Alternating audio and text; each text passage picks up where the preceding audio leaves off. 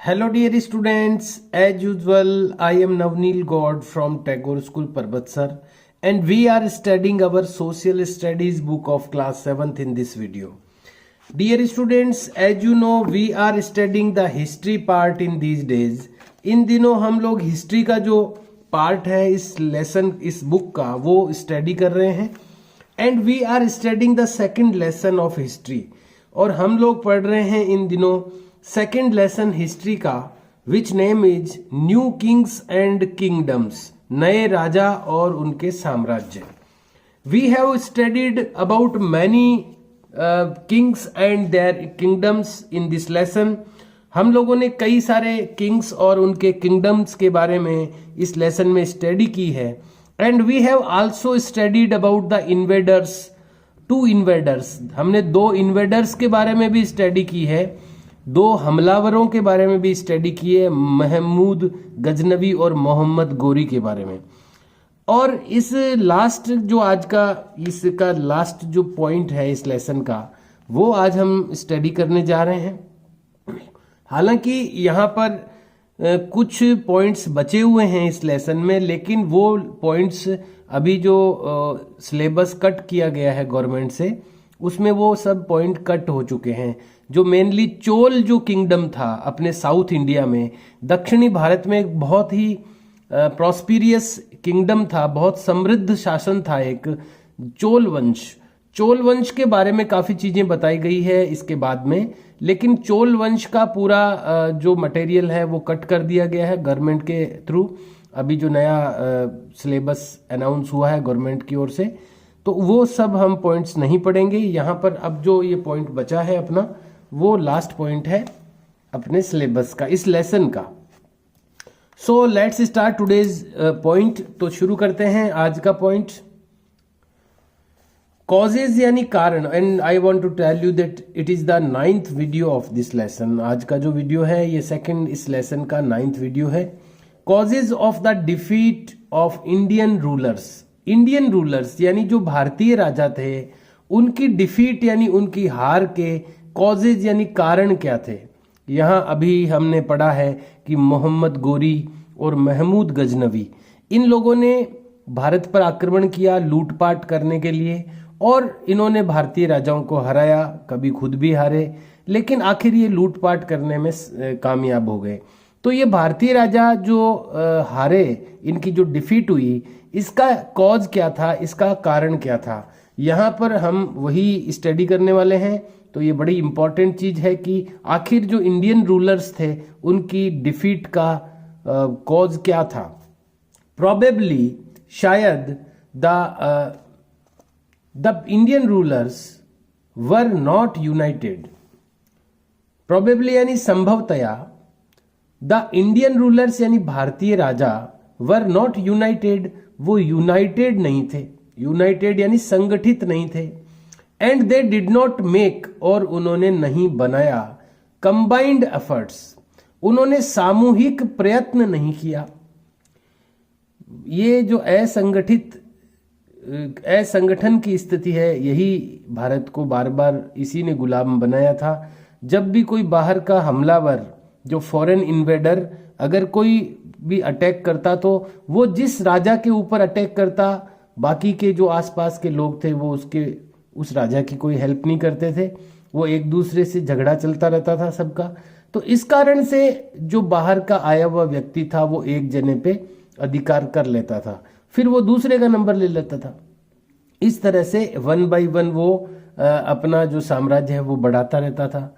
तो ये जो कंबाइन एफर्ट्स करना चाहिए था उनको, यानी सामूहिक प्रयत्न करना चाहिए था बाहरी लोगों से लड़ने के लिए, वो नहीं किया उन्होंने. फिर से पढ़ेंगे. प्रोबेबली यानी संभवतया, द इंडियन रूलर्स यानी भारतीय राजा वर नॉट यूनाइटेड, वो यूनाइटेड नहीं थे, संगठित नहीं थे. And they did not make, और उन्होंने नहीं बनाया, कंबाइंड एफर्ट्स यानी सामूहिक प्रयत्न, to defend the north west, बचाने के लिए द नॉर्थ वेस्ट रीजन यानी उत्तरी पश्चिमी क्षेत्र को. देखिए अभी अपन ने जो दोनों के बारे में पढ़ा है, महमूद गोरी या महमूद गजनवी या मोहम्मद गोरी, दोनों के बारे में जो पढ़ा है वो दोनों ही नॉर्थ वेस्ट की तरफ से आए थे भारत में, यानी उत्तरी पश्चिमी सीमा से आए थे वो। गजनी से आए थे दोनों ही, और पाकिस्तान अफगानिस्तान का जो एरिया है उधर से आए थे वो, अरब देशों से।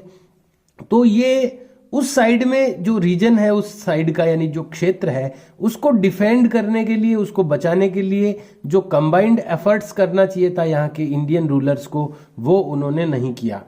If they had been united, यदि वो यूनाइटेड रहते, यदि वो संगठित रहते, they would have dislodged the Turkish rulers, तो वे खदेड़ चुके होते। डिसलॉज्ड, लॉज्ड यानी होता है रहना, डिसलॉज्ड अपोजिट हो गया, यानी रहने नहीं देना, यानी खदेड़ देना। तो वो जरूर, दे वुड हैव डिसलॉज्ड यानी वो खदेड़ चुके होते द तुर्किश रूलर्स, यानी तुर्की शासकों को। जो तुर्किश रूलर थे, ये दोनों ही तुर्किश रूलर थे, ये जो महमूद गजनवी और मोहम्मद गोरी, इनको वो डिसलॉज्ड कर चुके होते अगर वो सामूहिक प्रयत्न करते भारतीय राजा। When they were settling down in the India, जब वो भारत में सेटल डाउन हो रहे थे, वो तुर्किश जो रूलर्स थे, जब भारत में आकर के वो रह रहे थे, तब उनको डिसलॉज्ड वो कर सकते थे, भगा सकते थे यहाँ से। दे did not have the foresight, और उनके पास फोरसाइट यानी दूरदृष्टि नहीं थी। यानी यही तो बीमारी रही अपने देश में कि आगे की नहीं सोचा कभी भी कि ये जो बीमारी है ना, वो आगे ज्यादा भयानक हो जाएगी। ये बस जो भी आया उसको शरणागत मान के रहने दिया यहाँ पर। फोरसाइट, फोरसाइट का मतलब होता है दूरदृष्टि। उनको ये सोचना चाहिए था कि कल को क्या होगा, ये क्या किस प्रकृति के लोग हैं, इनको यहाँ पर बसने देना चाहिए कि नहीं देना चाहिए।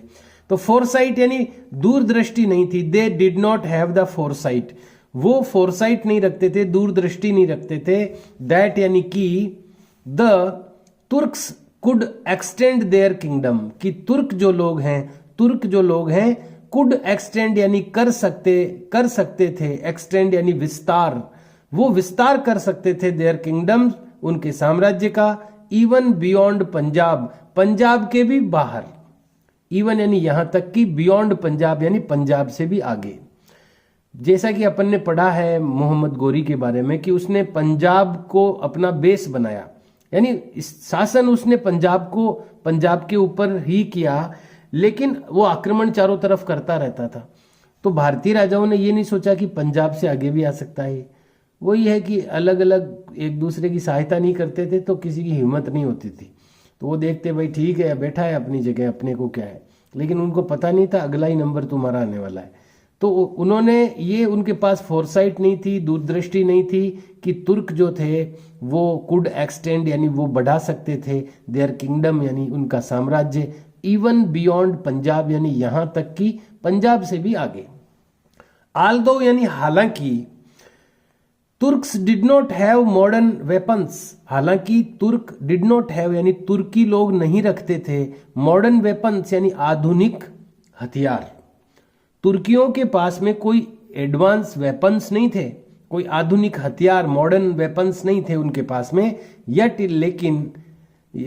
देयर सुपीरियर हॉर्सेज, पर फिर भी देयर सुपीरियर हॉर्सेज यानी उनके जो उत्कृष्ट घोड़े थे, एंड माउंटेड आर्चर्स, और जो घोड़ों पर बैठे हुए तीर चलाने वाले जो सैनिक होते हैं वो माउंटेड आर्चर्स कहते हैं, आर्चरी तीरंदाजी को कहते हैं। माउंटेड आर्चर्स यानी घोड़ों पर जो बैठ करके तीर चला सकते हैं, ऐसे जो सैनिक होते हैं वो माउंटेड आर्चर्स होते हैं। और उनके जो सुपीरियर हॉर्सेस थे तुर्कियों के, यानी उत्कृष्ट जो उनके घोड़े थे, वर टू रैपिड, वो बड़े फास्ट थे, रैपिड यानी द्रुतगामी थे, as compared to our slowly moving elephants, हमारे धीरे धीरे मूविंग एलिफेंट्स यानी चलने वाले हाथियों की तुलना में वो जो तुर्कियों के जो घोड़े और उनके जो माउंटेड आर्चर थे वो बड़े रैपिड थे, बहुत तेज गति से वो चलते थे। देयर इज नो डाउट, इसमें कोई शक नहीं है, इसमें कोई डाउट नहीं है, दैट बोथ महमूद, कि दोनों ही जो महमूद एंड मोहम्मद, महमूद गजनवी और मोहम्मद गोरी, वर ब्रिलियंट लीडर्स, ये एक उत्कृष्ट नेतृत्व करता थे, लीडर थे, एंड माइटी कमांडर्स, और शक्तिशाली सेनापति भी थे। यानी इसमें कोई दो राय नहीं है कि वो ताकतवर थे या ताकतवर सेनापति भी थे, वो माइटी कमांडर भी थे वो, और इसके साथ साथ वो एक ब्रिलियंट लीडर भी थे। तो लीडर थे तभी तो वो लेके आए इतनी बड़ी सेना, और प्रमुख वही बन पाता है जो शक्तिशाली होता है। तो इसमें कोई डाउट नहीं है कि वो दोनों ही ब्रिलियंट लीडर और माइटी कमांडर थे। मैनी राइटर्स से, बहुत सारे राइटर्स यानी लेखक कहते हैं that they depended on the सामंताज। बहुत सारे लेखक ये बताते हैं कि वो सामंतों पर डिपेंड रहते थे। सामंत यानी वो जो सेना लेके आए थे उसमें भी छोटे छोटे, कोई छोटी छोटी सेनाएं थी बहुत सारी, उनके साथ जो लोग आए थे ना, सेना जो विशाल सेना वो लेके आए थे बाहर से, उसमें छोटे छोटे इलाकों के सैनिक थे जिनको सामंत कहते हैं अपने यहाँ पर, उन पर ये डिपेंड थे for the supply of army. Army की सप्लाई के लिए यानी सेना की सप्लाई के लिए वो सामंतों पर डिपेंड रहते थे। इसलिए there army was not working together, इसलिए उनकी जो आर्मी थी, जो वो मोहम्मद गजनवी और मोहम्मद गोरी आते थे, उनके साथ में जो सेना आती थी वो कोई उनकी पर्सनल नहीं थी, वो अलग अलग इलाकों के जो कबीले थे वहां पर उस एरिया में उनकी सेनाएं थी। तो वो जो उनके पास आर्मी थी वाज नॉट वर्किंग टुगेदर, वो साथ में मिलके काम नहीं करती थी ऑलवेज यानी हमेशा, यानी वो केवल लूट के लिए आए थे सब मिल करके, और बाद में उनका कोई एकमत नहीं था उन सेनाओं के बीच में। आफ्टर द बैटल, युद्ध के बाद, द बैटल वाज ओवर, जब युद्ध खत्म हो जाता था, ऑल ऑफ देम, उनमें से सब, टुक देयर ओवन वेज, अपना अपना रास्ता ले लेते थे। यानी वो तो एक लुटेरे थे, लुटेरों की गैंग थी एक तरह से, अलग अलग एरिया के लुटेरे थोड़ी थोड़ी सेना लेके मिल करके आए थे वो, और जैसे ही उनको लूटपाट पूरी हो जाती तो वो अपने अपने रास्ते चले जाते थे। And there would be no common plan of action, और फिर उनके बीच में कोई कॉमन प्लान नहीं होता था एक्शन का, यानी फिर उसके बाद में लूट पूरी हो गई, लूट लिए चले गए, उसके बाद में कोई एक्शन का कोई कॉमन प्लान नहीं होता था, एक कोई सामूहिक प्लान नहीं होता था उनके पास में। It is essential for all of us, ये बहुत जरूरी है हम सबके लिए, टू अंडरस्टैंड यानी समझने के लिए, द रीजन्स बिहाइंड, इसके पीछे का जो कारण है, why the foreigners occupied west regions of our country, कि फॉरेनर्स ने यानी कि विदेशियों ने ऑक्यूपाइड वेस्ट रीजन्स यानी उन्होंने कब्जा कर लिया, वेस्ट रीजन्स यानी बड़े विशाल क्षेत्र पर, ऑफ आवर कंट्री, हमारे देश के। फॉरेनर लोगों ने हमारे देश के बड़े विशाल वेस्ट रीजन पर ऑक्यूपाई कर लिया। इसके पीछे कारण क्या है, रीजन्स बिहाइंड, इसके बिहाइंड क्या रीजन्स है, इस बात को अंडरस्टैंड करना हमारे लिए बहुत जरूरी है। देखिए वो लोग आते थे ना, मैं आपको बता दूं कि वो जो हमला करने आते थे, अभी अब अपन ने पढ़ा है, तो वो ये कह के ही लाते थे उनको कि अब वहां पे बहुत माल मिलेगा तुम्हें। तो वो अलग अलग छोटे छोटे कबीलों के लोग इकट्ठे होके आ जाते थे यहाँ पर। आपने कभी एक फिल्म देखी हो तो वो आई थी बीच में, बाहुबली फिल्म में आप देखना कभी, वो जो बाहुबली में भी 2 पार्ट है। पहले पार्ट में देखना आप, वो जो सेना आती है भारत पर आक्रमण करने के लिए विदेशियों की, किस तरह के लोग उसमें आते हैं और कैसे कबीले होते हैं उसमें अलग अलग टाइप के, तो वही सीन था लगभग यहाँ पर।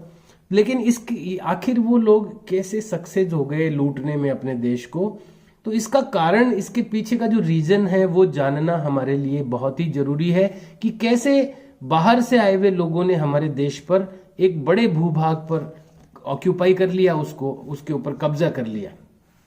This will make us identify our weaknesses, ये बनाएगा हमें, अगर हम ऐसा इसका पता करते हैं, अगर हम इस बात का विश्लेषण करते हैं कि ऐसा कौन सा कारण था कि बाहर से आए हुए लोगों ने हम पर कब्जा कर लिया बहुत बड़े भूभाग पर, तो अगर अपन ऐसा करते हैं, इन कारणों का पता लगाते हैं, तो ये चीज हमें बनाएगी अस आइडेंटिफाई आवर वीकनेसेस, हमारी जो वीकनेसेस हैं यानी कि हमारी जो कमजोरियां हैं उनको आइडेंटिफाई करने में, उनको पहचानने में ये हमें समर्थ बनाएगी, हम हमारी कमजोरियों को पहचान पाएंगे। एंड टेक सच एक्शंस, और हम लेने में भी हमारे को सक्षम बनाएगी ये चीज। सच एक्शंस, कुछ ऐसी एक्शंस यानी कुछ ऐसे कुछ ऐसे कदम उठाने में हमारे को ये चीजें सक्षम बनाएगी, सो दैट, ताकि दीज थिंग्स, ये चीजें नेवर हैपन, यानी कभी नहीं घटित हो इन द फ्यूचर, भविष्य में। भविष्य में ऐसी चीजें नहीं हो कि कोई बाहर से आकर के हमारे देश के बड़े भूभाग पर कब्जा कर लिया, ऐसी चीजें नहीं हो। इसके लिए हमें क्या करना होगा, हमें इसके पीछे के जो रीजंस हैं, कारण हैं, उनका पता लगाना होगा। और उस सबसे बड़ा कारण क्या है, सबसे बड़ा कारण यही है कि हम लोग यूनाइटेड नहीं थे, हम एक दूसरे को नीचा दिखाने में, एक दूसरे से झगड़ा करने में व्यस्त रहते थे। तो ये एक सबसे बड़ा कारण है। Dear students, the part of the lesson is over. यहाँ पर ये लेसन का जो पार्ट है ये कंप्लीट हो जाता है। अब यहाँ से चोल वंश के बारे में, द चोल्स के बारे में स्टार्ट हो जाता है पूरी नॉलेज यहाँ से, लेकिन ये सारे पॉइंट्स कट कर दिए गए हैं। यहाँ पर 3 क्वेश्चंस हैं, वो आपको करने हैं ब्रेन स्टॉर्मिंग में। ये सारे क्वेश्चंस हैं इसी पॉइंट से रिलेटेड कि इंडियन जो रूलर्स थे उनकी डिफीट के कॉजेज क्या थे। तो यहाँ पे ये अपन सॉल्व करेंगे। So look at the screen carefully. ये 3 क्वेश्चंस हैं, ये मैं आपको दे रहा हूँ रिटन वर्क के लिए। ब्रेन स्टॉर्मिंग, दिमाग को हिला देने वाला, ब्रेन स्टॉर्मिंग यानी होता है दिमाग को हिला देने वाला। तो यहाँ पर क्वेश्चन, ये आपको जो इसका टॉपिक है वो मेंशन करना है। Then you have to mention question number 1 here. Which qualities यानी कौन सी योग्यताएं, विच क्वालिटीज यानी कौन सी योग्यताएं आर रिक्वायर्ड यानी जरूरी हैं to be an excellent administrator. देखिए एडमिनिस्ट्रेटर क्या होता है, एडमिनिस्ट्रेशन से बना है एडमिनिस्ट्रेटर। एडमिनिस्ट्रेशन का मतलब होता है प्रशासन, शासन, प्रशासन, और उसको चलाने वाला जो होता है वो एडमिनिस्ट्रेटर होता है। तो एक एक्सीलेंट एडमिनिस्ट्रेटर यानी एक उत्कृष्ट प्रशासनिक अधिकारी बनने में कौन सी क्वालिटीज जरूरी हैं, एंड कमांडर और सेनापति बनने में।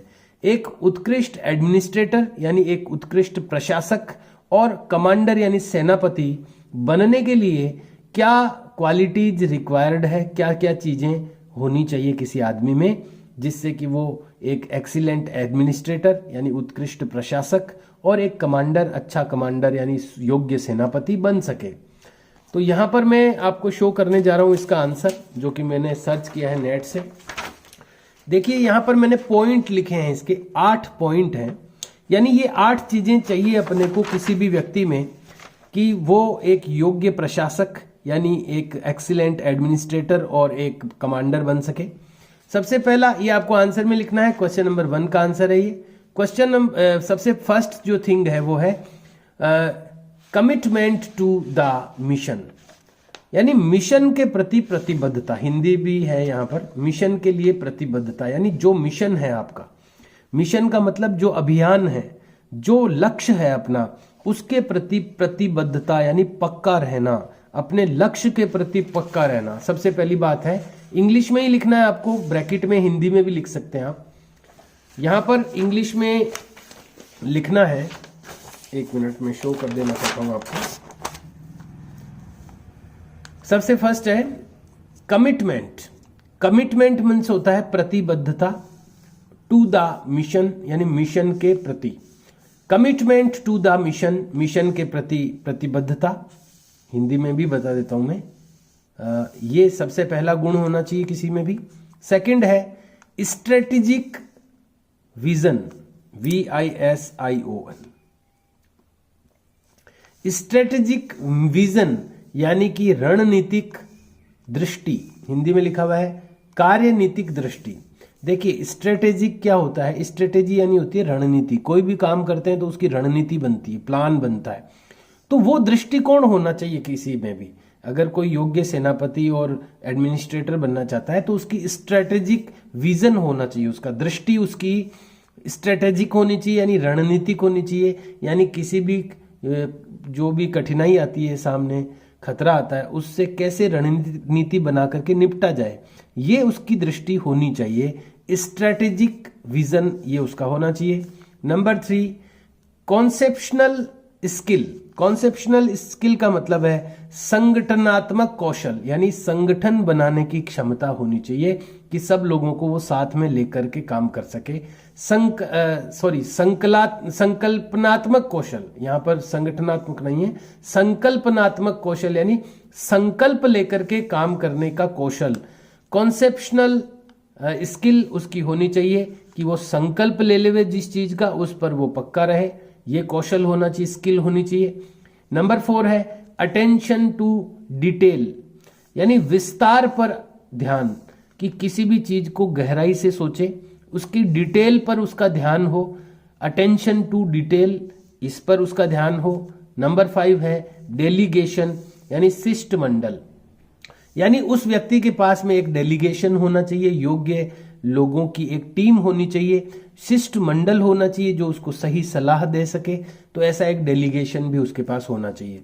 नंबर 6 है ग्रो टैलेंट, यानी अपना टैलेंट वो बढ़ाता रहे, टैलेंट बढ़ाओ, अपना टैलेंट जो है, अपना जो ज्ञान है उसको वो हमेशा ग्रो करता रहे, बढ़ाता रहे, ये उसकी क्षमता होनी चाहिए। नंबर 7 हायरिंग सेविंग, यानी कि बचत करना, कि हर चीज में कैसे उसका दुरुपयोग को रोका जा सकता है, ये भी उसमें एक क्षमता होनी चाहिए। हायरिंग सेविंग यानी उसको सेविंग करने की एक प्रकृति होनी चाहिए कि अनावश्यक व्यर्थ व्यय को कैसे रोका जा सकता है। और 8 है बैलेंस इमोशंस, यानी संतुलित भावनाएं, कि कभी भी भावनाओं के आवेश में आकर के कोई काम नहीं करे, सोच समझ करके करे काम को, न कि इमोशंस में आकर के कर देवे किसी काम को। तो बैलेंस इमोशंस होने चाहिए, उसकी संतुलित भावनाएं होनी चाहिए। तो ये 8 जो एलिजिबिलिटी है, ये जो 8 जो क्वालिटीज हैं, ये होनी चाहिए किसी में भी, अगर उसको एक एक्सीलेंट एडमिनिस्ट्रेटर बनना है या कोई कमांडर बनना है, एक सेनापति बनना है, तो उसको ये क्षमताएं उसके अंदर होनी चाहिए। You have to write these 8 qualities in the answer of first question. ये जो 8 क्वालिटीज हैं ये आपको फर्स्ट क्वेश्चन के आंसर में लिखनी है।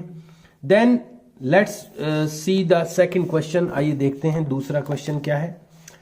Why did the invaders, क्यों इन्वेडर्स यानी आक्रमणकारी या हमलावर, क्यों हमलावर टेक अवे यानी ले गए क्राफ्ट्समैन यानी हाथ की कलाकारी वाले कलाकारों को, एंड इंटेलेक्चुअल्स और बुद्धिमान लोगों को, अलोंग विद देम उनके साथ में, along with the plundered wealth यानी लूटी हुई दौलत के साथ।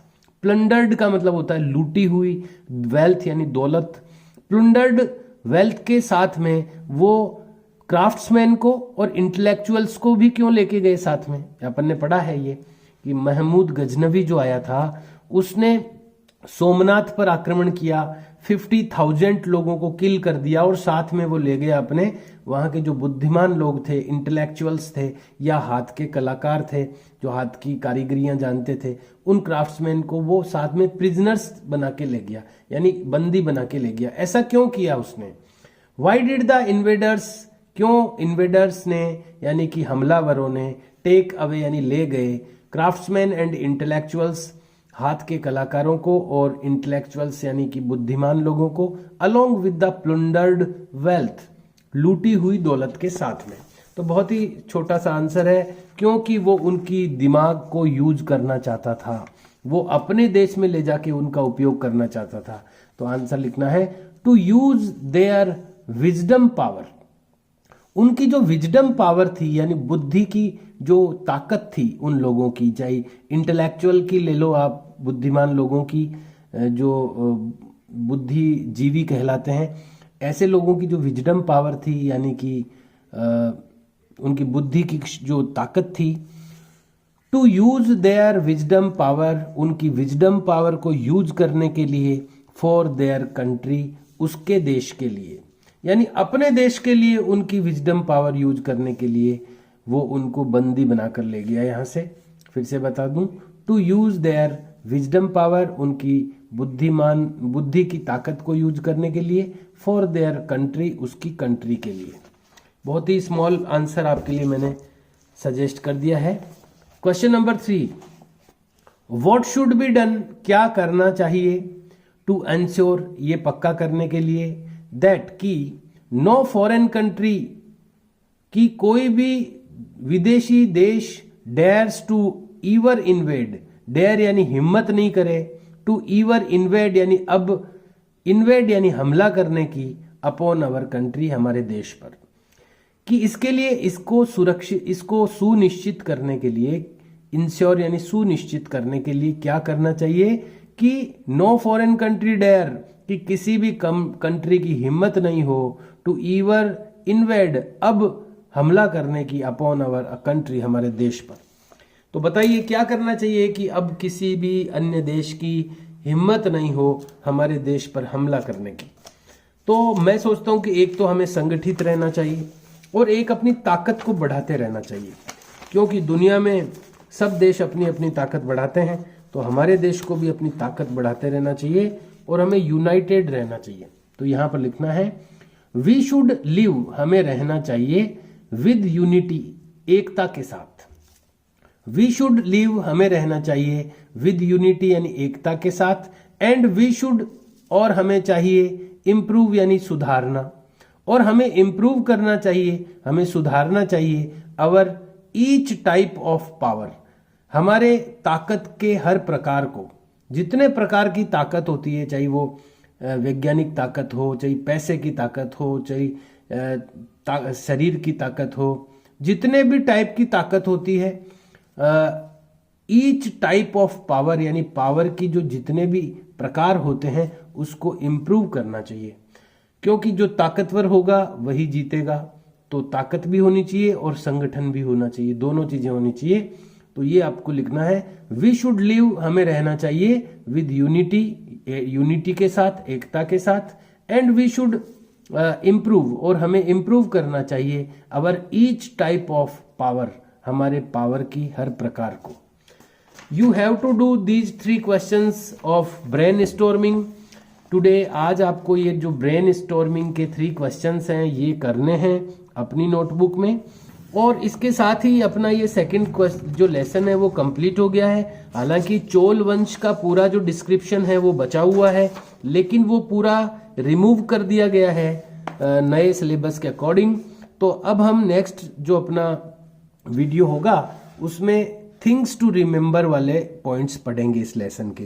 काफ़ी पॉइंट्स हैं, वो भी बहुत सारे पॉइंट्स हैं, लेकिन सारे इंपॉर्टेंट चीज़ें इस लेसन की इन पॉइंट्स में आ जाएगी।